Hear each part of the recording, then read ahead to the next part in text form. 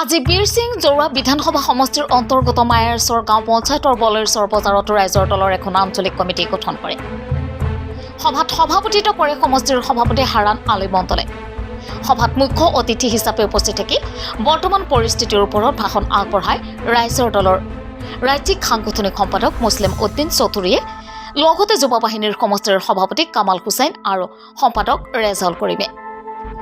আঞ্চলিকখনৰ মূল সমিতিৰ সভাপতি হিচাপে আবুল হুছেইন আৰু সাধাৰণ সম্পাদক জবেদ আলী, কাৰ্যকৰী সভাপতি বাহাৰ উদ্দিনক আৰু যুৱ বাহিনীৰ সভাপতি সামিউল হক, সাধাৰণ সম্পাদক মগৰফ আলীকে 51জনীয়া কমিটি গঠন কৰে আৰু আগন্তুক পঞ্চায়ত নিৰ্বাচনত ৰাইজৰ দলে পঞ্চায়তৰ সদস্যৰ পৰা জিলা পৰিষদৰ সদস্যলৈকে প্ৰাৰ্থী দিব বুলি সদৰি কৰে। ইতিমধ্যে দেখিলে যে মায়াৰচৰ জিপিত ৰাইজৰ দলৰ পক্ষৰ পৰা বিশাল এখন সাধাৰণ সভা আহ্বান কৰা হৈছিল। এই সভাৰ জৰিয়তে আমাৰ আঞ্চলিক কমিটি পেৰেণ্ট যুৱ দুটা কমিটি আমি গঠন কৰিলোঁ। ইতিমধ্যে ব্যাপক হাৰে পাব্লিক আমাক সঁহাৰি জনাইছে আৰু এই পাব্লিকৰ মাজৰ পৰাই সমৰ্থন প্ৰস্তাৱ মৰ্মে আমি আঞ্চলিক কমিটিখন গঠন কৰিলোঁ আৰু লগতে যুৱ বাহিনী আমি গঠন কৰিলোঁ।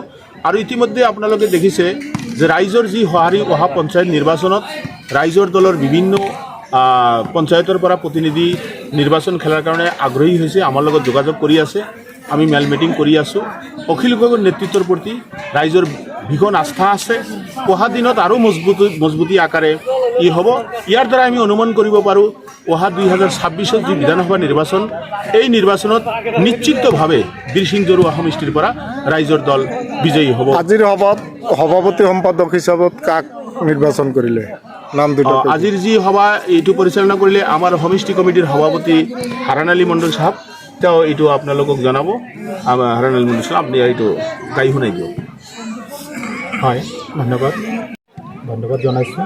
আজি আমাৰ 9 নং বীৰ সিং জৰুৱা সমষ্টিৰ অন্তৰ্গত আমাৰ মায়াৰচৰ গাঁও পঞ্চায়তত আজি আঞ্চলিক আৰু যুৱ বল বনোৱা আমাৰ কাৰ্যসূচী আছিলে। আমি এই কাৰ্যসূচীত আজি আমাৰ সমূহ ৰাইজৰ উপস্থিতিত আমি পূৰ্ণাংগ কমিটি দুখন গঠন কৰিলোঁ। আমাৰ পেৰেণ্ট বডি আৰু আমাৰ যুৱ বল। আমি সভাপতি হিচাপে আবুল হুছেইন চাহাব, আমাৰ আঞ্চলিকৰ সভাপতি হিচাপে আমি তেখেতক আজি আমাৰ ৰাইজৰ ফালৰ পৰা প্ৰস্তাৱ সমৰ্থন আকাৰে আমাক দিছে। আৰু আমাৰ যিজন সম্পাদক, আমাৰ সম্পাদক হিচাপে জবেদ আলী চাহাবৰ নামটো আমাৰ ইয়াত আহিছে। আমি পূৰ্ণাংগ কমিটি আজি গঠন কৰিলোঁ। এইটো কোনটো আঞ্চলিকৰ? এইটো আমাৰ মায়াৰচৰ গাঁও পঞ্চায়তৰ আঞ্চলিক হয়। যুৱ বাহিনী আৰু যুৱ বলত আমাৰ ঠিকেই তেনেকুৱা আমাৰ প্ৰস্তাৱ সমৰ্থন আকাৰে আহিছে। কিন্তু আমি আজি যুৱ বলত যিজন ল'ৰা আহিছে তেওঁৰ নাম ছামিনুল ইছলাম, তেখেতক আমি সভাপতি হিচাপে পাইছোঁ। আৰু আমাৰ সম্পাদক হিচাপে মগৰফ আলী, আৰু লগতে সমূহ কমিটি লৈ আমি যে শিক্ষিত যুৱ বলৰ যুৱ ল'ৰাবিলাকক পাই আজি বহুত আনন্দিত হৈছোঁ। আৰু আমাৰ আগন্তুক দিনত আমি এইখন মায়াৰচৰ জিপিত আমি বহুত স্বাৱলম্বী হ'ম বুলি বহুত ধীৰ আশাৰে আমি বাৰ্তাই আছোঁ।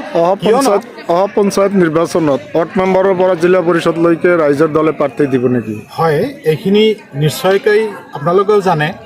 আমাৰ দলীয় যিবিলাক কাম কাজ আমাৰ দলৰ লগত জড়িত হৈ যিবিলাকে কাম কাজত অগ্ৰসৰ হৈ আহিব, আৰু আমাৰ যিখন ৱাৰ্ড, যিটো AP মেম্বাৰ, যিজন ZPC মেম্বাৰ আৰু যিজন প্ৰেছিডেণ্ট, আমাৰ যদি ইয়াত জিকিব পৰা সম্ভাৱনা আহে তেনেহ'লে আমাৰ দলৰ ফালৰ পৰাই তেনেকুৱা নিৰ্দেশ আছে। আমাৰ দলৰ যিজন গুৰিধৰোতা মেইন যিজন আমাৰ দলৰ সভাপতিজন আছে মাননীয় অখিল গগৈ দেৱ ডাঙৰীয়া চাহাব, আৰু তেখেতৰ নেতৃত্বত আমাৰ বহু মানুহ আকৃষ্ট হৈ আছে।